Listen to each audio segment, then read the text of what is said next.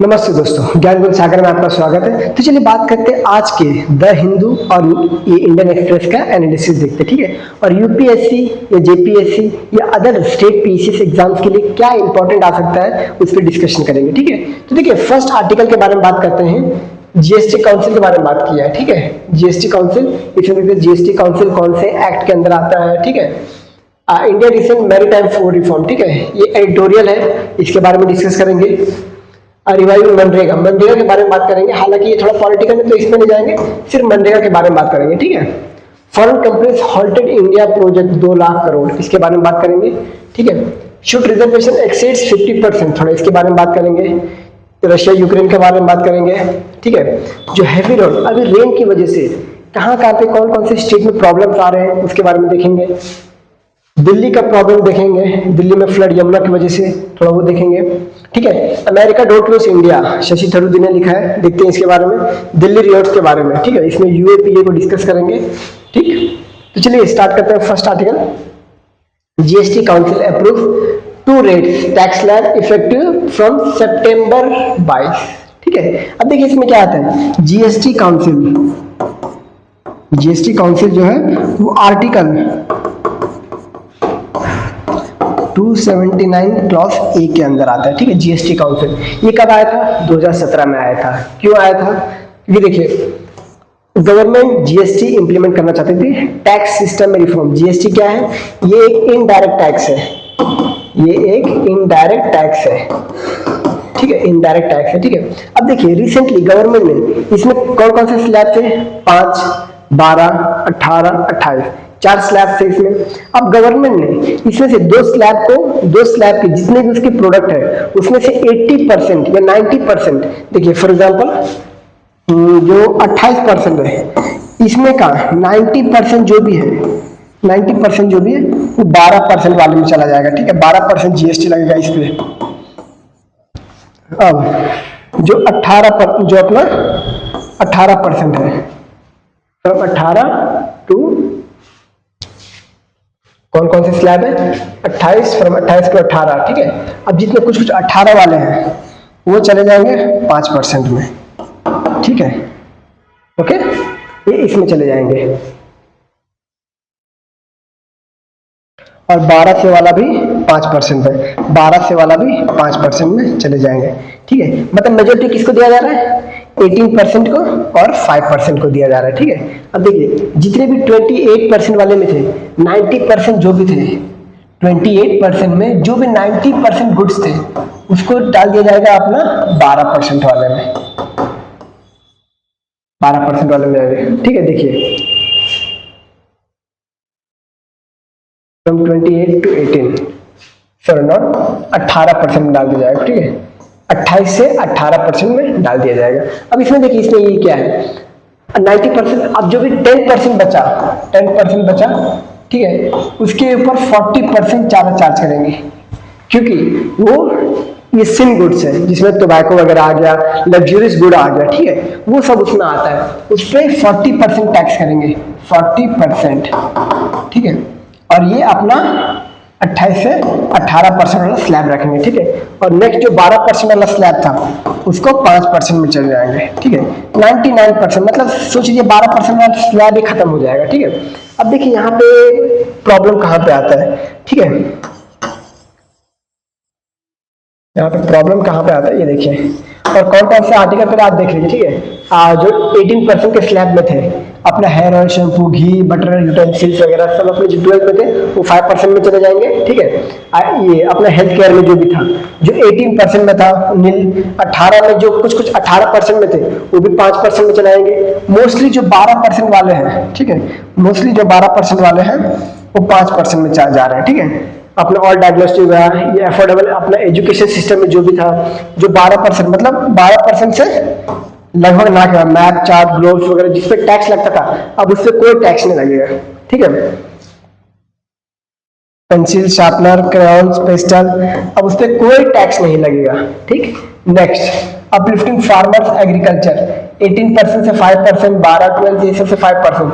Tractors पहले जो कितना 12 लगता था, अब 5% लगेगा ट्रैक्टर्स में भी, ठीक है, किसानों के लिए भी होगा सुविधा।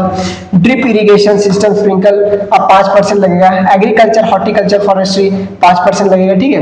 ऑटोमोबाइल्स में देखिए पेट्रोल हाइब्रिड हो जाए जो एलपीजी 18 से 28% में आ गए। जितने भी थे 90% 18% स्लैब में आ गए, ठीक है। अब यहाँ पे देखिए क्या हुआ, यहाँ पे गवर्नमेंट का लॉस है 0.2% ऑफ जीडीपी, ठीक है, ऑफ जीडीपी, ठीक है, समथिंग अराउंड 1 लाख करोड़, 1 लाख करोड़, 1 लाख करोड़। अब यहीं पे कुछ जो स्टेट गवर्नमेंट है वो बोल रहे हैं कि आप एक काम करो, आप सेस लगाना शुरू कर दो। कौन से गुड्स पे? वही जो अपना सिन गुड्स हो गया, जो अपना टोबैको हो गया, सिगरेट्स वगैरह हो गया, उनके ऊपर सेस लगाना शुरू कर दो, ठीक है। और सेस कहाँ पे आता है? आर्टिकल 271 में आता है। सेस आता है article 271, cess and surcharge, surcharge, ठीक है।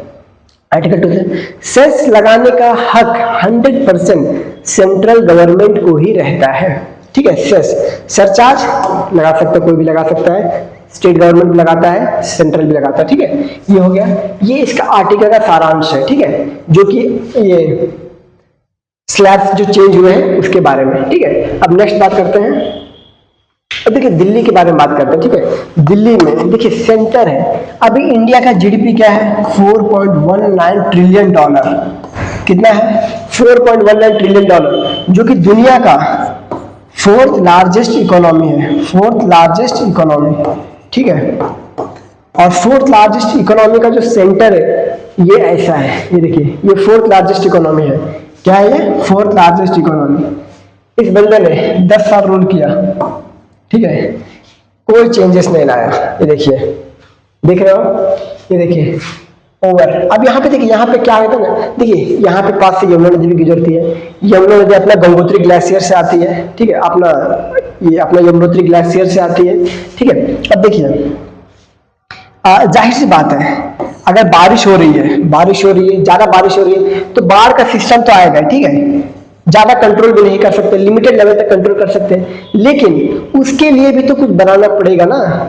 देखिए गंगा जो अपना यमुना नदी है ये पूरा पॉल्यूटेड है, ठीक है, अभी तक इसका पॉल्यूशन साफ हुआ नहीं। मैं फेल हो गया, मुझे वोट मत देना, ठीक है।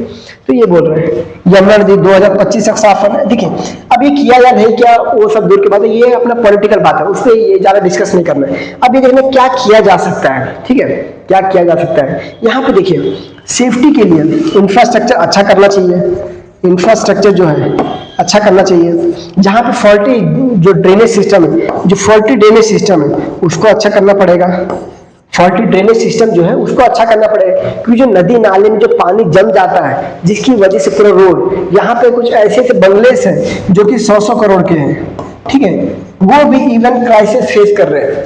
जो टैक्स भरते हैं पूरा, फिर भी क्राइसिस फेस कर रहे हैं, ठीक है। तो ड्रेनेज सिस्टम इंफ्रास्ट्रक्चर को अच्छा करने की जरूरत है। ये रोड डेवलपमेंट पे भी ये ध्यान देने की जरूरत है, ठीक है।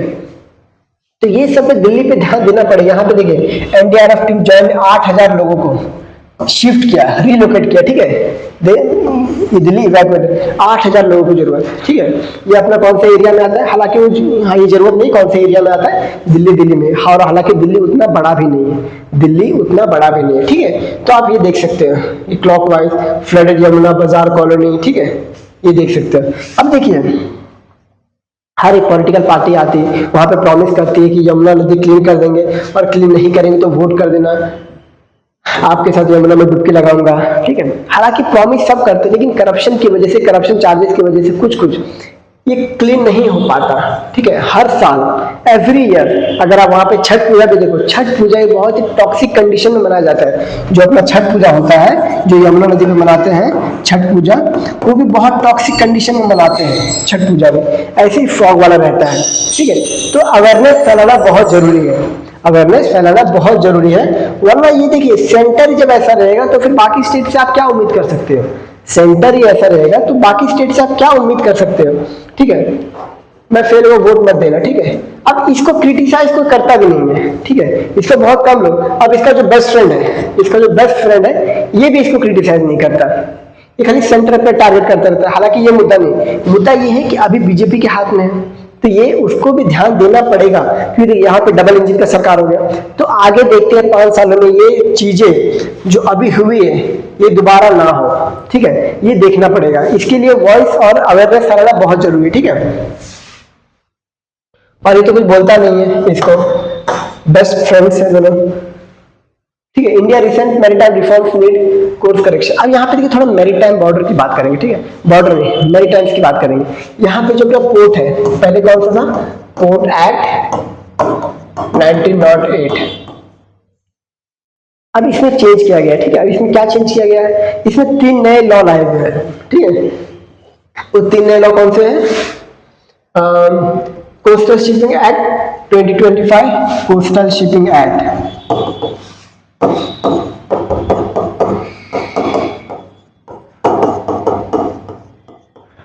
Coastal shipping act 2025, carriage of goods by sea bill,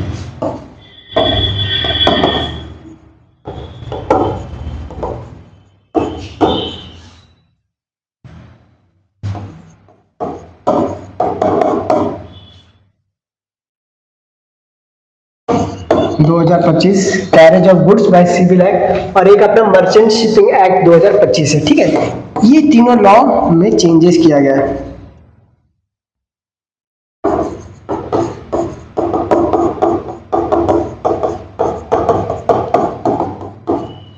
अब देखिए ये जो तीनों लॉ है, ठीक है, अब इसमें बताया जा रहा है, इसमें कंसर्न बताया जा रहा है कि जो ये है पूरा सेंट्रलाइज तरीके से, मतलब जो है ना सेंट्रलाइज अथॉरिटी ज्यादा दी गई है इसमें, ठीक है। यहाँ पे ये बोल रहा है centralise subjugation to the state, ये बोला जा रहा है कि जो है ना coastal shipping act, carriage of goods service bill, इसमें बताया कि जो सेंटर है ये अपना अथॉरिटी दबा रहा है, ठीक है। यहाँ पे सेंटर बोल रहा है कि ये देखिए ये मोस्टली पोर्ट एक्ट, यहाँ पे मोस्टली माइनर पोर्ट्स आते हैं, माइनर पोर्ट्स आते हैं, ठीक है, ठीक है। मेजर पोर्ट्स के लिए अलग से एक्ट है, मेजर पोर्ट्स के लिए अलग से एक्ट है, ठीक है। मेजर पोर्ट जिसको सेंट्रल गवर्नमेंट रन करता है, इसको कौन रन करता है, सेंट्रल गवर्नमेंट,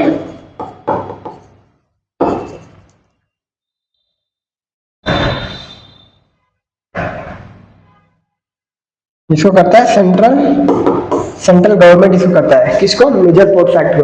अब यहाँ पे चेंजेस लाए कि बोल रहे हैं कि ये जो भी एक्ट है इसमें सेंटर स्टेट को सब्जुगेट कर रहा है। यहाँ पे क्या कर रहा है, स्टेट बोल रहा है कि सागरमाला प्रोजेक्ट और पीएम गति शक्ति को भी आप इसमें ऐड करो, मतलब जो सेंटर का प्लान है, ठीक है, जो सेंटर का कनेक्टिविटी का प्लान है उसके अकॉर्डिंग स्टेट को काम करना पड़ेगा, ठीक है, ये बता रहे। हालांकि ये सब आर्टिकल में यही बताया है एट अ ग्लांस कि जो ये एक्ट लाया गया है ये वेस्टर्न नेशन या फिर जो ये एडवांस नेशन है अपना OECD नेशन से, ठीक है, OECD नेशन है, उनके साथ उनके बराबरी के लिए ये सब लाए ताकि उनके बराबर का भी हमारा इंफ्रास्ट्रक्चर हो, ठीक है। लेकिन यहाँ बोला वही बोला, हाँ ये सब वही लिखा है कि promote sustainable port development, bring coherence India and other joint regulatory environment, ठीक है, ये वही सब बोला गया। अब यहाँ पे इसका मुद्दा ये है कि इसमें जो कंसर्न है, इसमें कंसर्न बताया गया कि सेंटर चाहता है कि स्टेट उनके अकॉर्डिंग काम करे, जो स्टेट का ये पॉलिसीज है पोर्ट्स के लिए, ठीक है, पोर्ट्स और इंफ्रास्ट्रक्चर के लिए, तो सेंटर चाहता है स्टेट उनके अकॉर्डिंग काम करे, अपना जो भी उनका फैसिलिटीज वगैरह है, अपना जो भी उनका इंफ्रास्ट्रक्चर है उसको साइडलाइन रख के स्टेट जैसा बोले वो, तो ये कंसर्न जताया जा रहा है, ठीक है। और हालांकि ये जताना भी चाहिए क्योंकि ये फेडरल कंट्री है, ठीक है, यहाँ पे स्टेट का भी हक है कि वो अपना जो इंफ्रास्ट्रक्चर है वो अपने हिसाब से डिजाइन करे, ठीक है, अपने बजट के हिसाब से डिजाइन करें, ठीक है। उनको और भी चीज देखना है, जैसे फंड जो एलोकेट होता है वो अलग अलग चीजों के लिए होता है, जो फंड सेंटर एलोकेट करता है वो कभी कभी प्रोजेक्ट में नहीं हो पाता, ठीक है। तो सेंटर बोलता है वहां पे कि सेंट्रल सेक्टर स्कीम,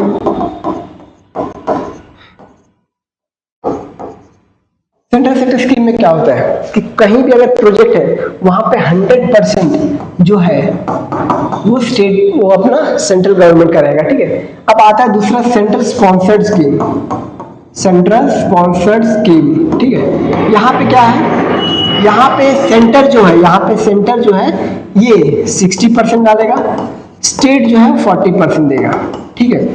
तो इस वजह से जो सेंट्रल स्पॉन्सर्ड स्कीम है ये कभी कभी फेल हो जाती है क्योंकि स्टेट बोलता है कि हम 40% नहीं दे पाएंगे, ठीक है, हम 40% नहीं दे पाएंगे क्योंकि सेंट्रल स्पॉन्सर्ड स्कीम में जो पॉलिसीज रहती है वो सेंट्रल के रहते हैं, ठीक है, पॉलिसी सेंटर। तो यहीं पे बताया कि सेंटर सब्जुगेट कर रहा है स्टेट को, ये यहाँ पे the criticism not confined to federal concern, expert want that new law introduce vague discretionary regulatory power that could saddle smaller operation with unmanageable compliance burden.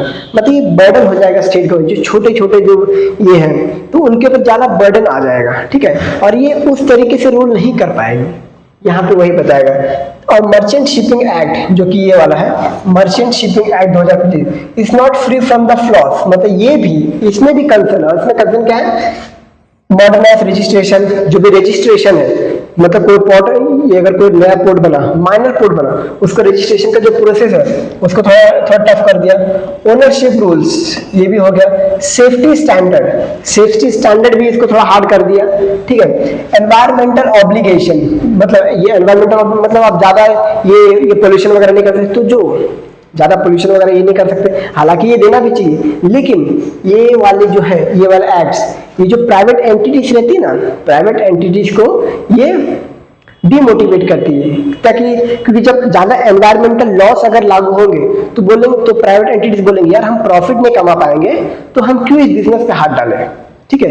यहाँ बोलते तो देखिए फिर liability framework with some admitted notable person, तो ये सारे problems इसमें है, इसमें और भी ये अलग अलग डिटेल प्रॉब्लम है, ठीक है, लेकिन मेन जो प्रॉब्लम है सेंट्रल सब्जुगेशन टू स्टेट, ये वाला है, ठीक है। अब देखिए और इंडिया में टोटल कितने पोर्ट्स हैं, 13 मेजर पोर्ट्स हैं, 13 मेजर पोर्ट्स है, ठीक है, और नॉन मेजर पोर्ट जो स्मॉल पोर्ट्स है वो 200 से भी ज्यादा है, 200 से भी ज्यादा, ठीक है। डिवाइड मनरेगा इन वेस्ट बंगाल। अब देखिए वेस्ट बंगाल में क्या हुआ, ये किसी स्टेट गवर्नमेंट पूछा गया नहीं कि वहां पे धांधली हुई या क्या हुआ, ये भी। अब मनरेगा के बारे में जानो।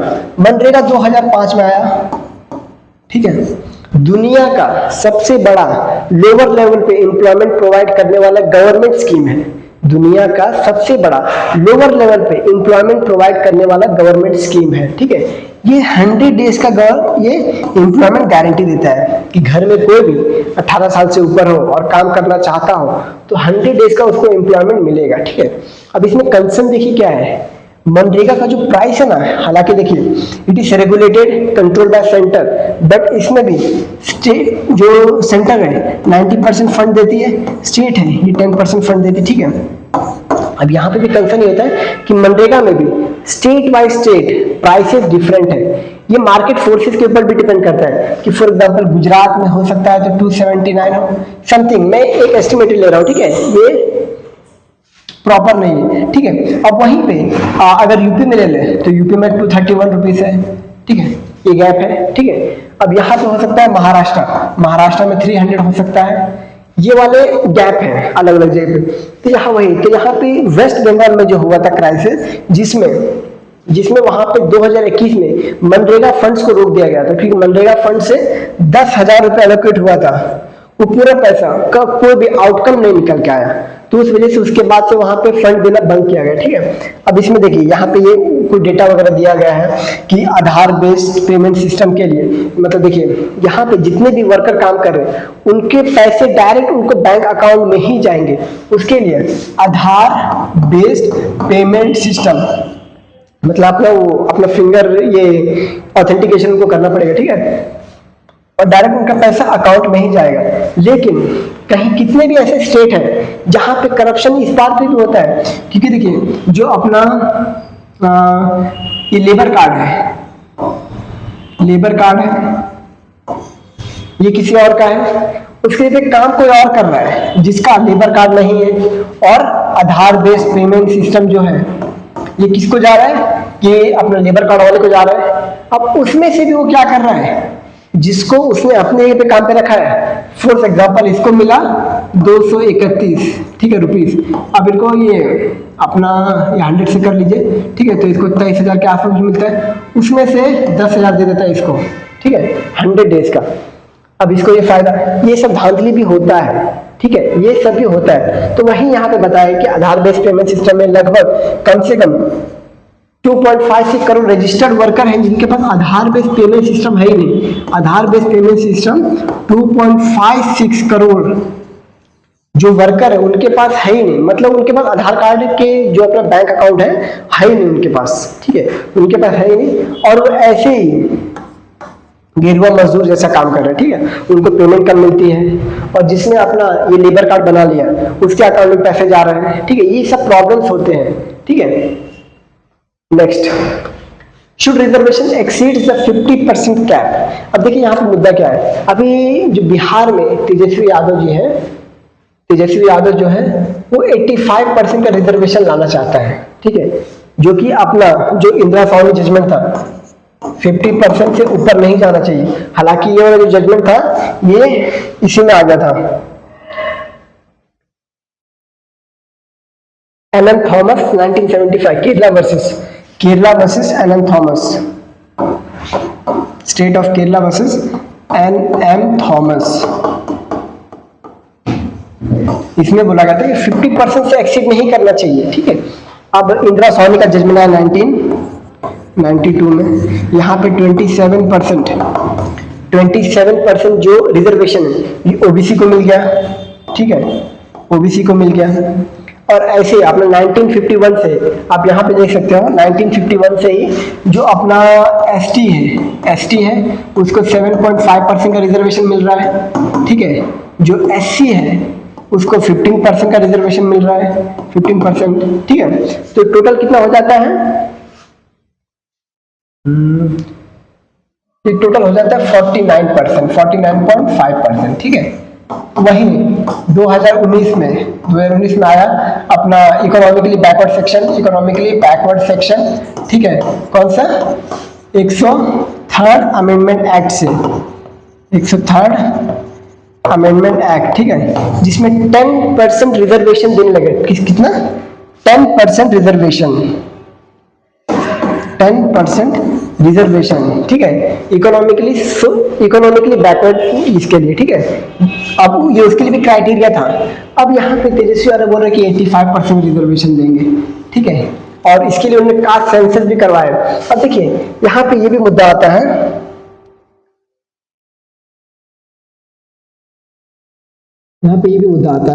कि देखिए सुप्रीम कोर्ट ने स्टेट्स को, मतलब ये अपना जो सेंट्रल गवर्नमेंट है उसको ये नोटिफाई किया कि आप इसके ऊपर लॉ कब ला रहे creamy layer in SC and ST, ठीक है, क्योंकि देखिए बहुत से ऐसे लोग हैं एससी एसटी में भी जो कि इकोनॉमिकली स्टेबल हो चुके हैं, उसके बावजूद रिजर्वेशन ले रहे हैं। तो ओबीसी में एक सेक्शन आता है, ठीक है, ओबीसी में आता है क्रीमी लेयर का। जो लोग क्रीमी लेयर है मतलब कि वो एक अच्छा पोजीशन पे आ चुके हैं और अब उनको रिजर्वेशन की जरूरत नहीं है, हालांकि वो ओबीसी रहेंगे लेकिन रिजर्वेशन उनको नहीं मिलेगा, ठीक है। और इसीलिए जो नो क्रीमी लेयर में रहते हैं, नो क्रीमी लेयर में जो रहते हैं उनको रिजर्वेशन दी जाती है। लेकिन एससी एसटी में ऐसा नहीं है, अगर एससी हो भले ही करोड़पति हो फिर भी रिजर्वेशन लेते हैं, ठीक है। अगर एसटी भी हो शेड्यूल ट्राइब भी हो भले करोड़पति हो फिर भी रिजर्वेशन लेते हैं। तो सुप्रीम कोर्ट वही बोल रहा है कि इसमें भी क्रीमी लेयर का कॉन्सेप्ट लाओ, ठीक है, इसमें भी क्रीमी लेयर का कॉन्सेप्ट लाओ। अभी रिसेंटली रोहिणी कमीशन का ये आया, ठीक है, Rohini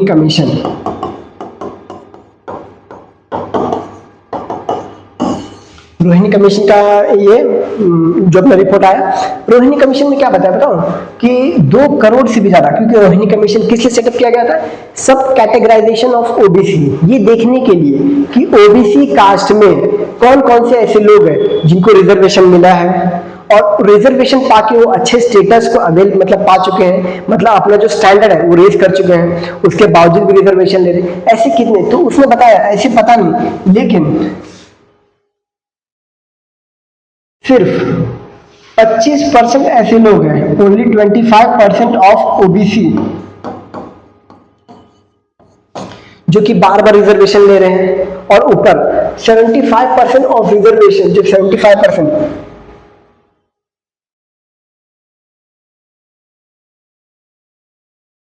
25% of OBC caste subcaste at the central level, close to 1000 or around 2600 communities under OBC category have zero representation in job. मतलब 25% लोग ऐसे हैं OBC में, 25% लोग ऐसे हैं जिनको जानते भी नहीं कि वो OBC के कैटेगरी में है, और समथिंग अराउंड 1000 से 2500 कम्युनिटीज, ये पॉपुलेशन की बात नहीं कर रहा हूँ, ये कम्युनिटीज की बात कर रहा हूँ, कम्युनिटी जो कि ओबीसी है, जो कि ओबीसी है, लेकिन ओबीसी का 27% का जो रिजर्वेशन है उसका बेनिफिट अभी तक नहीं उठा पाए हैं, इसका बेनिफिट वो लोग अभी तक नहीं उठा पाए हैं। ठीक है, ये रोहिणी कमीशन का ये था। ठीक है, तो अभी इनके ऊपर वही बोला जा रहा है कि आप कहां से दोगे, जब 50% का लिमिट क्रॉस नहीं कर सकते तो आप कहां से दोगे रिजर्वेशन। ठीक है, 10% का जो दिया गया था वो इसलिए कि वो इकोनॉमिकली बैकवर्ड सेक्शन के लिए दिया गया था। ठीक है, इकोनॉमिकली, क्योंकि यहाँ पे कॉन्सेप्ट आता है, ठीक है, socially and educationally backward, socially and educationally backward.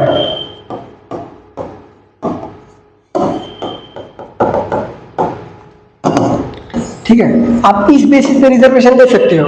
ठीक है, इस बेसिस पे रिजर्वेशन। अब इसके अलावा ये अपना इकोनॉमी एक फैक्टर अलग हो गया था। ठीक है, तो इसके ऊपर दिए। अब इनके अलावा बचा क्या है, ये है एजुकेशनली और ये है इकोनॉमिकली। कास्ट और इसके ऊपर तो रिजर्वेशन दे नहीं सकते, रिलीजन के ऊपर तो रिजर्वेशन दे नहीं सकते। ठीक है, तो ये मुद्दा था।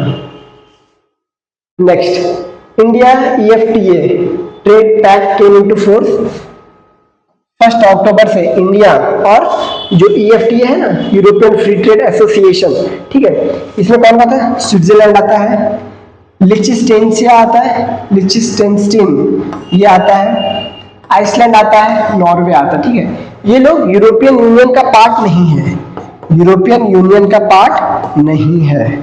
ठीक है, these are not part of European Union. अब इनके साथ फ्री ट्रेड एग्रीमेंट साइन किया गया था। ठीक है, फ्री ट्रेड एग्रीमेंट साइन किया गया था, इंडिया और इन्होंने साइन किया था।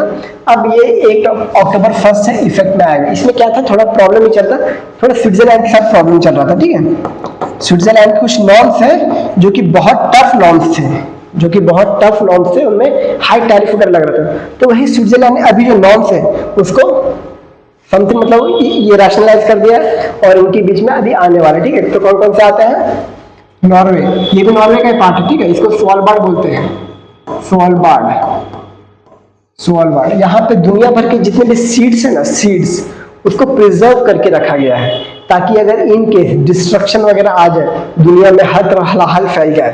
ठीक है, फिर भी यहाँ पे जो सीड्स है, सीड वॉल्ट बोलते हैं इसको, सीड्स है वो सुरक्षित रहे। ठीक है, ये है इसका। Next, America don't lose India. ठीक है, अब देखिए यहाँ पे एक मुद्दा ये है कि देखिए यहाँ पे थोड़ा डिस्कस करते हैं कि अमेरिका डोंट लूज इंडिया। यहाँ पे 1913 से जाते हैं, 1913 जब वर्ल्ड वॉर चल रहा था चाइना में ये वर्ल्ड वॉर तो ये ऑल ओवर वर्ल्ड चल रहा था, लेकिन इंडिया नहीं, चाइना में उनका इंटरनल सिविल वॉर चल रहा था। किनके बीच, माओ जेडोंग और चियांग काई शेक के बीच। माओ जेडोंग और कौन, चियांग काई शेक।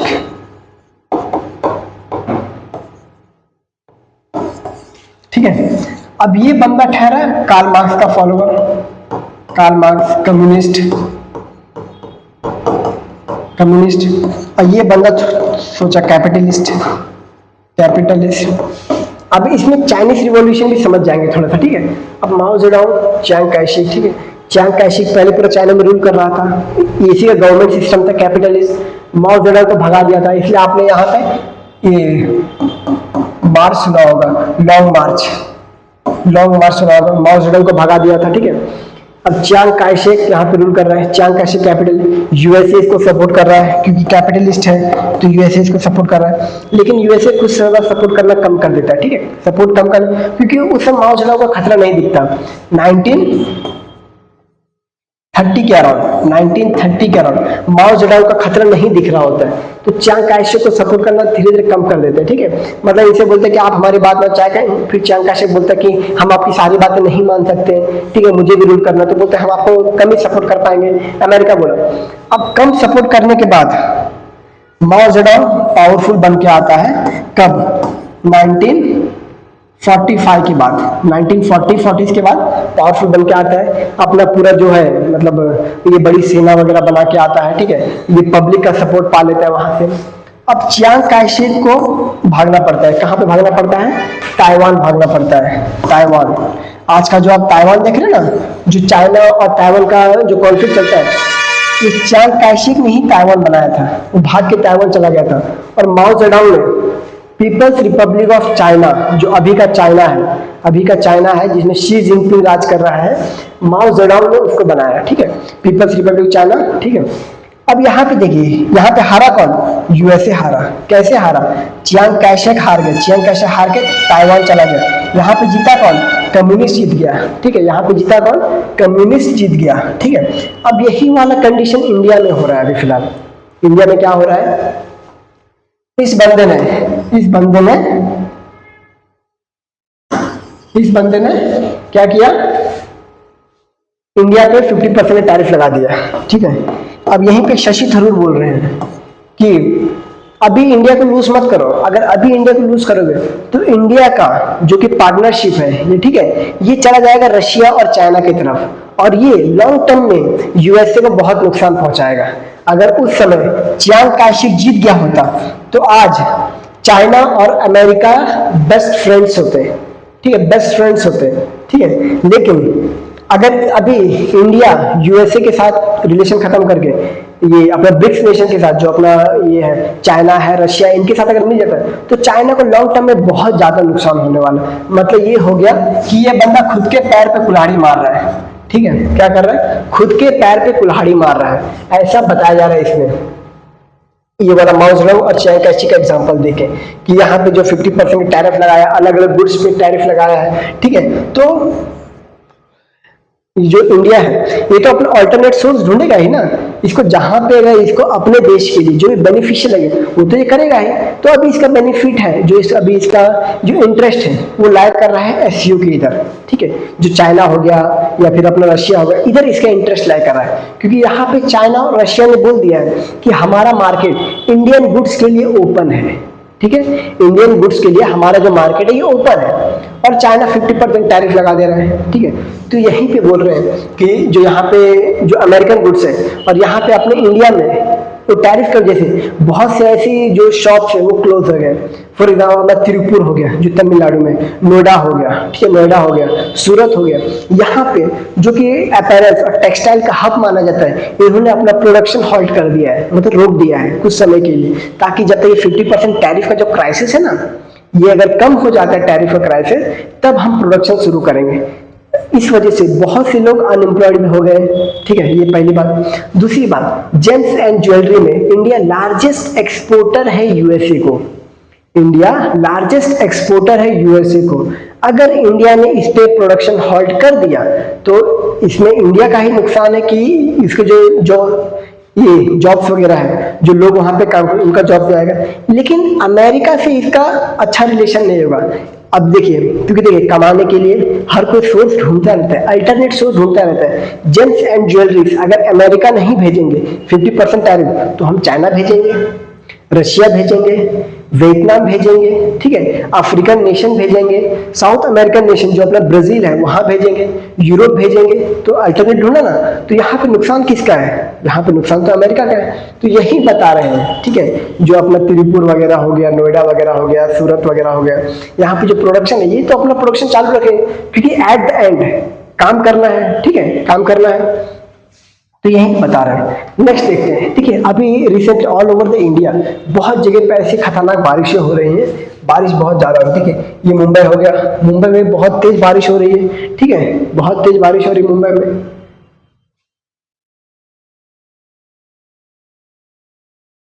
अब देखिए मुंबई में बहुत तेज बारिश हो रहा है, गुजरात का ये वाला रीजन में बहुत तेज बारिश हो रहा है, तो यहाँ पे बहुत जगह पे रेड अलर्ट दे दिया है कि एक्शन में जरूर कि बहुत। दिल्ली में भी आपने अगर फर्स्ट वाला आर्टिकल ये वाला देखा तो दिल्ली में देखिए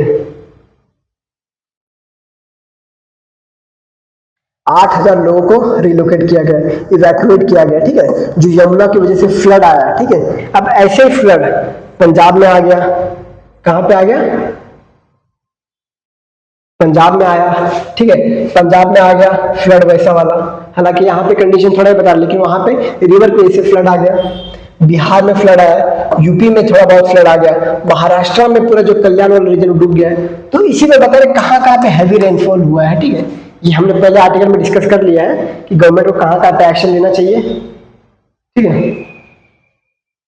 नेक्स्ट,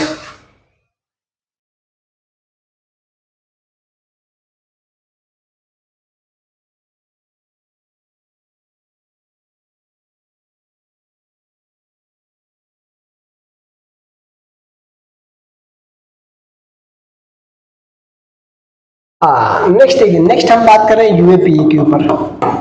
नेक्स्ट हम बात कर रहे हैं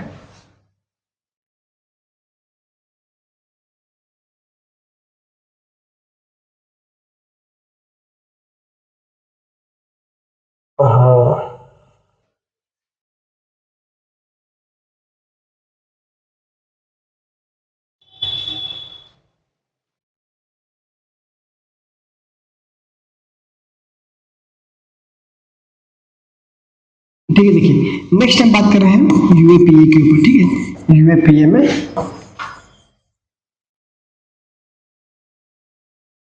कितने आर्टिकल बचे हैं? अच्छा, सिर्फ यूएपीए का बचा है ना।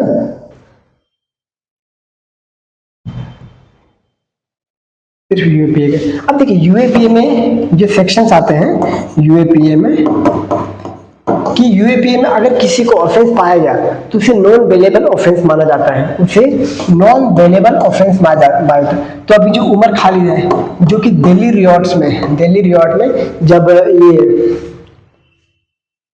जो वो लॉ आया था 2019 में, सिटीजनशिप अमेंडमेंट एक्ट, जहां से पाकिस्तान, अफगानिस्तान, बांग्लादेश से जो नॉन मुस्लिम है उनको यहाँ पे सिटीजनशिप दिया जा रहा था।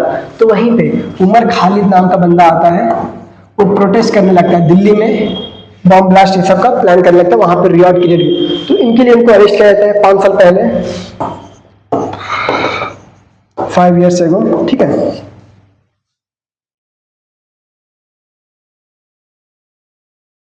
इनको अरेस्ट किया था। तो अभी इनकी नहीं किया और इनको अभी बेल देने से मना कर देते, ठीक है। यूएपीए में एक लॉ है, ठीक है, जहां पे अगर बंदा अरेस्ट है या कन्विक्ट है, अभी फिलहाल उनके ऊपर ट्रायल चल रहा है, लेकिन अगर उसके अंदर अगर ये है तो उसे बेल नहीं मिला जाएगा। ये नॉन बेलेबल ऑफेंस के अंदर आता है। अगर यूएपीए में आ गया, नॉन बेलेबल ऑफेंस आता है, मतलब उनको बेल मिल ही नहीं सकता, ठीक है। ये इस आर्टिकल में बताया गया है, जो अपना ये आर्टिकल है, नो प्रॉब्लम, यहाँ से ट्राई करते हैं।